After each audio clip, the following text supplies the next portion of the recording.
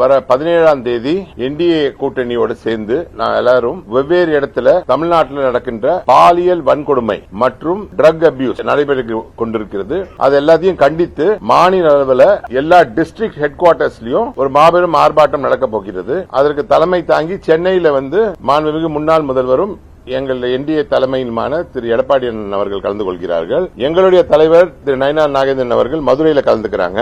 அப்புறம் திருநெல்வேலியில தமிழிசை சவுந்தரராஜன் கவர்னர் அவர்கள் கலந்துக்கிறாங்க. முன்னாள் கவர்னர் அவர்கள் பொன் ராதாகிருஷ்ணன் நாகர்கோயில், அண்ணாமலை அவர்கள் கோயம்புத்தூர்ல கலந்துக்கிறாங்க. இது என்டிஏ மொத்தமாக சேர்ந்த பிறகு நடக்கின்ற முதல் கலந்து செய்கின்ற ஒரு முதல் ஆர்ப்பாட்டமாக நாங்கள் எடுத்துக்கொள்கிறோம். இப்ப கடந்த ஒரு வாரம் மட்டும் பாத்தீங்கன்னா, இப்ப எப்படி தமிழ்நாட்டில் 1 கிலோமீட்டர் ரோடு கூட மேடு பள்ளம் இல்லாம போக முடியாதோ, அந்த மாதிரி கடந்த ஒரு வாரம் மட்டும் இங்க நடந்திருக்கிற பாலியல் வன்கொடுமைகளை நாங்கள் இங்கு உங்கள் முன் சமர்ப்பிக்கின்றோம். ஒன்று 2ஆம் தேதி மார்ச் அன்றைக்கு சிவகங்கை மாவட்டத்தில் மாநில மாணவி ஒருவருக்கு பாலியல் வன்கொடுமை செய்யப்பட்டுள்ளது. நாமக்கல்ல 7 வயது சிறுமி பாலியல் வன்கொடுமைக்கு ஆளாகியுள்ளார். அது இல்லாம மார்ச் 9ஆம் தேதி கோயம்புத்தூர், மார்ச் 9ஆம் தேதி மதுரையில் ஒரு மைதானத்தில் தனியார் நிகழ்ச்சிக்கு போயிட்டு தன் மகனுடன் நடந்து வர ஒரு பெண்ணை பாலியல் வன்கொடுமை செய்யப்பட்டுள்ளது. மார்ச் 11 பம்மல் வீட்டில் நின்று கொண்டிருந்த ஒரு 25 உள்ள மனநலம் பாதிக்கப்பட்ட பெண்ணை பாலியல் வன்கொடுமை செய்யப்பட்டுள்ளது. அதே மாதிரி மார்ச் 11 கிருஷ்ணகிரியில 70 வயசு கொண்ட பெண்மணியை பாலியல் வன்கொடுமை செய்யப்பட்டுள்ளது. அவங்க முதியோரை கொன்றுவிட்டு 60 வயசான அவங்க மனைவியை பாலியல் வன்கொடுமை செய்துள்ளார்கள். மார்ச் 11 இப்ப அதுதான் வெள்ளாத்தி குளத்தில் இப்ப கூட கனிமொழி அவர்களை முற்றுகையிட்டிருக்கிறார்கள். வெள்ளாத்தி குளத்தில் இயற்கை உபாதைக்கு சென்றிருந்த ஒரு பெண்ணை பாலியல் வன்கொடுமை செய்து துண்டு துண்டாக வெட்டி கொலை செய்துள்ளார்கள். திருச்சி மார்ச் 12 அரசு பள்ளியில் பாலியல் வன்கொடுமை செய்யப்பட்டுள்ளது. இது எல்லாத்துக்குமே காரணம் நேத்து டிஜிபியும் ஆக்டிங் டிஜிபியும் ஹோம் செக்ரட்டரியும் இது எல்லாத்தையும் விளக்கம் கொடுக்கறாங்க. ஆக்சுவலா இந்த டிபார்ட்மெண்ட்டுக்கெல்லாம் யார் இன்சார்ஜ்னா மாண்புமிகு முதல்வர் அவர்கள் இதுக்கெல்லாம் பொறுப்பேற்று விளக்கம் கொடுக்காமல் அதிகாரிகளை வைத்து விளக்கம் கொடுக்கிறார்கள். அது மட்டும் இல்லாம 7 பேர் கீழே இருக்கிற ஒருத்தர் டிஜிபியா இங்க போட்டிருக்காங்க. அந்த 7 பேர் கிடையாது, அது 7 ஐபிஎஸ் ஆபீசர்ஸ். டிஜிபி ரேங்கும் ஏடிஜிபி ரேங்க்ல இருக்க ஐபிஎஸ் ஆபீசர். அந்த 7 பேர் கீழையும் பல டிபார்ட்மெண்ட், பல துறைகள் உள்ளன. அந்த துறைகளுக்கு அந்த 7 டிஜிபியும் ரேங்க் குறைவா இருக்கிற இந்த ஆக்டிங் டிஜிபியா போய் பார்க்கறதே கிடையாது. இந்த கட்டமைப்பு ஒரு பிரமிட் மாதிரியான கட்டமைப்பு, போலீஸ் கட்டமைப்பு என்பது. அந்த கட்டமைப்புல கீழே இருக்கிற ஒரு பாட்டில் எடுத்து மேல வச்சா மொத்த பெருமட்டும் விழுந்திருக்கு. அந்த மாதிரி ரொம்ப நல்லா வேலை செய்து கொண்டிருந்த எடப்பாடி அண்ணன் தலைமை கீழே ரொம்ப நல்லாவும் அம்மா கிட்டையும் ரொம்ப நல்லா வேலை செய்த டிபார்ட்மெண்ட்டை தனிப்பட்ட ஒரு விருப்பு வெறுப்புக்காக நிரந்தர டிஜிபி அப்பாயிண்ட் பண்ணாதனால அந்த என்டையர் கட்டமைப்பே விழுந்து போச்சு. நீங்க எந்த ஒரு துறையை எடுத்துக்கிட்டாலும் அந்த ரேங்கிங் இல்லாம அது செயல்படாது. இப்ப ட்ரக் என்பது ஒரு கடையில ஒரு சிகரெட் வாங்குற மாதிரி, ஒரு மிட்டாய் வாங்குற மாதிரி எல்லா இடத்திலும் ட்ரக்ஸ் கிடைக்குது. ட்ரக்ஸ்னாலதான் இது எல்லாமே அபியூஸ் நடக்குது. இதெல்லாமே எல்லாத்தையும் மறந்து தன் மகனை மட்டும் முதல்வராக்குவதை மட்டுமே குறிக்கோளாக கொண்டிருக்கிற திமுக அரசு லா அண்ட் ஆர்டர்ல கம்ப்ளீட்டா ஃபெயிலியர் ஆனது ட்ரக்ஸ்னால மட்டும்தான். இந்த ட்ரக்ஸ்னாலதான் இந்த பாலியல் வன்கொடுமைகள் இப்படி கண்டினியூஸா நடக்குது. நீங்க எல்லாருமே ஒரு நாள்ல அப்படியே பார்த்துட்டே வந்தீங்கன்னா 1 மணி நேரத்துக்கு ஒரு தடவை உங்க டிவியில பிளாஷ் நியூஸ் போடுது. இது எல்லாருமே அரசியல் ரீதியா பார்க்காதீங்க. இது என்னைக்காவது நம்ம வீட்லயும் நடக்கிற மாதிரி ஒரு பொசிஷனுக்கு வந்துடும். இவ்வளவு ஒரு பெரிய ஃபெயிலியர் இவங்க பண்ணிருக்காங்க. அது காரணம் என்னன்னா, கடந்த 5 வருடத்துல 8114 பேர் தான் இவங்க வேலைக்கே எடுத்திருக்காங்க. போலீஸ்ல 1200 பேர் ஆவரேஜா எடுத்திருக்காங்க. 1200 பேர் தான் ஆவரேஜா எடுக்கிறாங்கன்னா ஒரு வருஷத்துல அதை விட அதிகமான பேர் ரிட்டையர் ஆறாங்க. இப்ப அவ்வளவு பெரிய ஷார்ட் ஃபால்ல போலீஸ் டிபார்ட்மெண்ட் ரொம்ப கஷ்டப்பட்டு சர்வே ஆகவே முடியாம இருக்கு.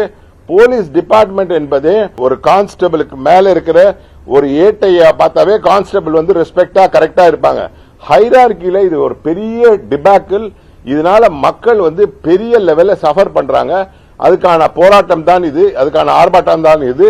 இந்த மக்கள் எல்லாம் யாருக்குமே ஒரு பாதுகாப்பு இல்ல. நீங்க எந்த பொட்டி கடையில போய் கேட்டாலும் இன்னைக்கு கஞ்சாவும் எல்லா விதமான போதைப் பொருளும் அவ்வளவு ஈஸியா கிடைக்குது. ஒரு 15 வயசு 14 வயசு இருக்கிற பசங்க எல்லார்கிட்டயுமே ட்ரக்ஸ் இருக்குது. ஏன் போலீஸ்னால பண்ண முடியலன்னா இனஃப் ஸ்டாஃப் ஸ்ட்ரெங்த் இல்ல, 1,62,000 பெண்களுக்கு ஒரு பெண் போலீஸ் ஸ்டேஷன் இருக்கு. 1,62,000 பெண்களுக்கு ஒரு போலீஸ் ஸ்டேஷன். எப்படிங்க அவங்க அந்த போலீஸ் ஸ்டேஷன் மேனேஜ் பண்ண முடியும்? இப்பேற்பட்ட ஆனா இவங்களுக்கு கார் ரேஸ் ஒரு போலீஸ் ஸ்டேஷன் எக்ஸ்ட்ரா திறக்க முடியல. ஆனா கார் ரேஸுக்கு பயங்கரமா செலவு பண்றாங்க. இவங்களுடைய ஃபேமிலிக்காக மட்டுமே செலவு பண்ணிட்டு இது ஒரு குடும்ப ஆட்சியாக நடந்து கொண்டிருக்கிறது.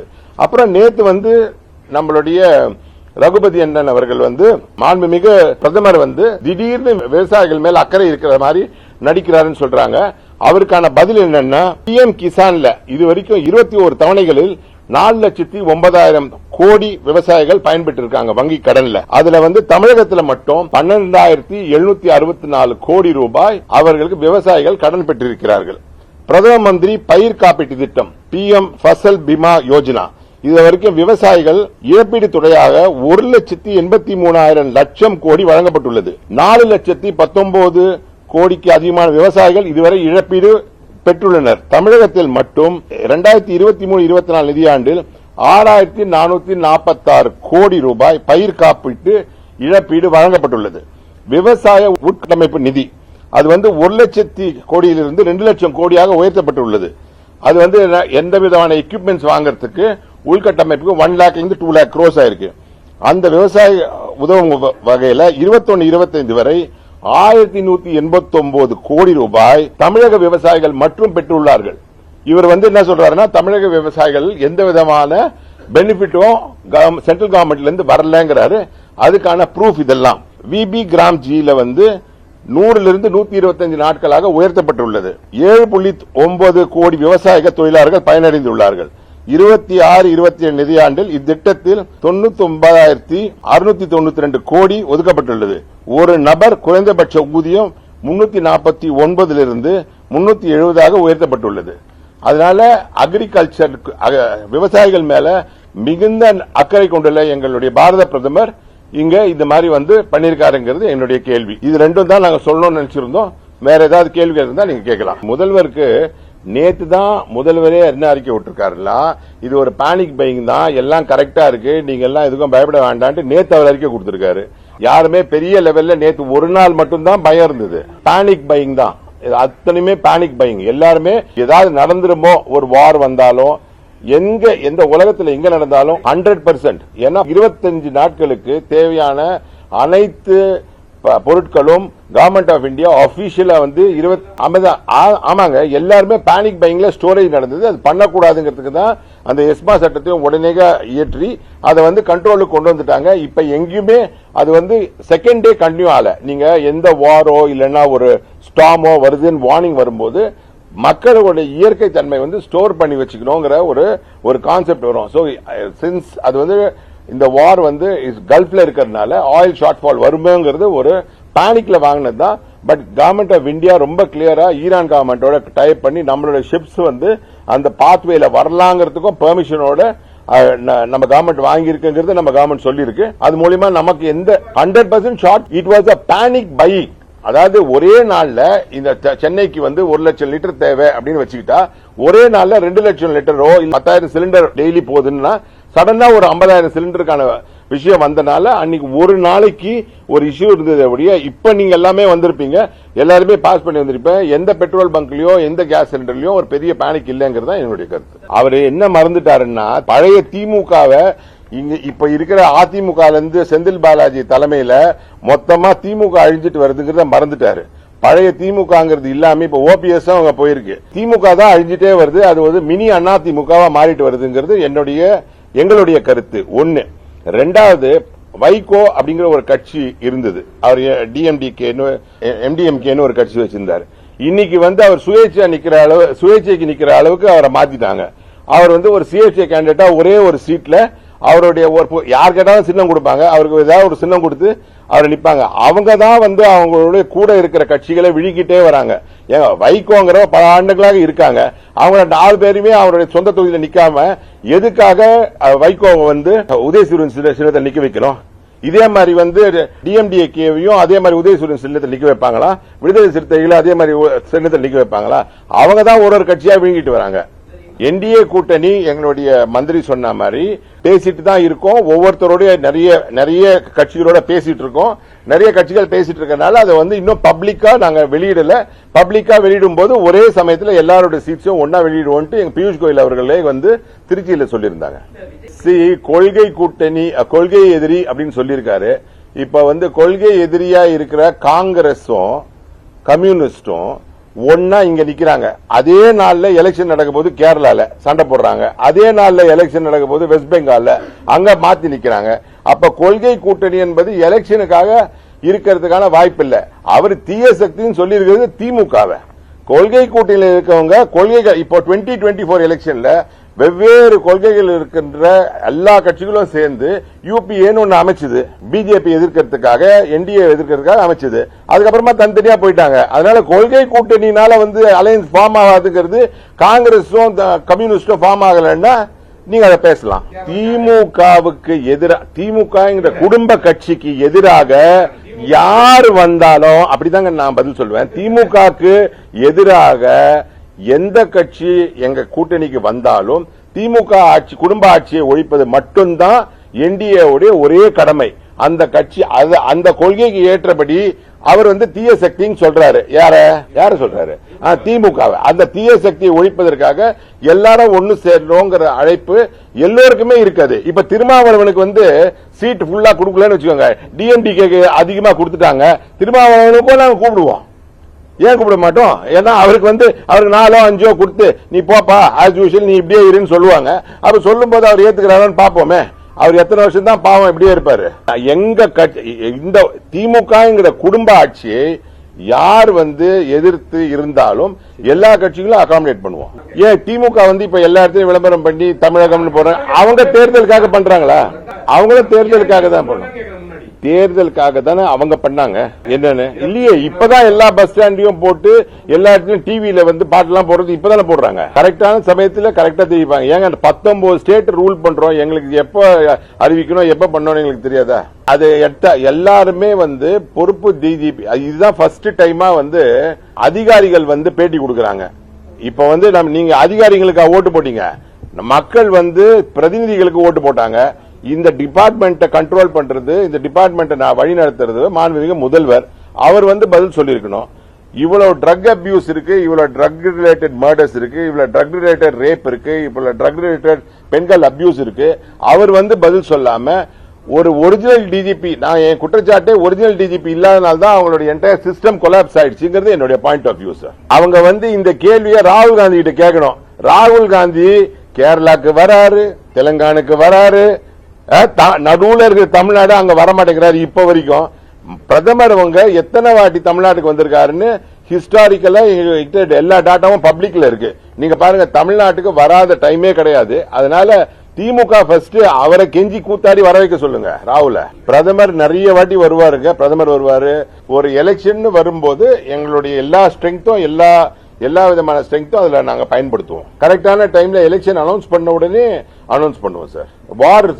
வார் பீஸ்ஃபுல் ஆனவன சரியாகும். இது ஒரு இன்டர்நேஷனல் ப்ராப்ளம், உங்களுக்கு எல்லாருமே தெரியும். அதாவது ஸ்மூத்தா நடக்கிற ஒரு விஷயம் இப்பவுமே ஸ்மூத்தா. நம்ம மட்டும்தான் கோவிட்லயும் சரி, இப்பவும் சரி, இந்த ஒரு வார்லயும் சரி, ஈரானோடையும் நம்ம பேச்சுவார்த்தையில் இருக்கோம், இஸ்ரேலோடையும் பேச்சுவார்த்தை இருக்கோம். இது உலகத்திலேயே எந்த ஒரு பிரதமரும் எந்த ஒரு கட்சியும் இல்ல என்பதை மக்கள் உணர்றோம். ஈரானோட பேசுறோமா இல்லையா?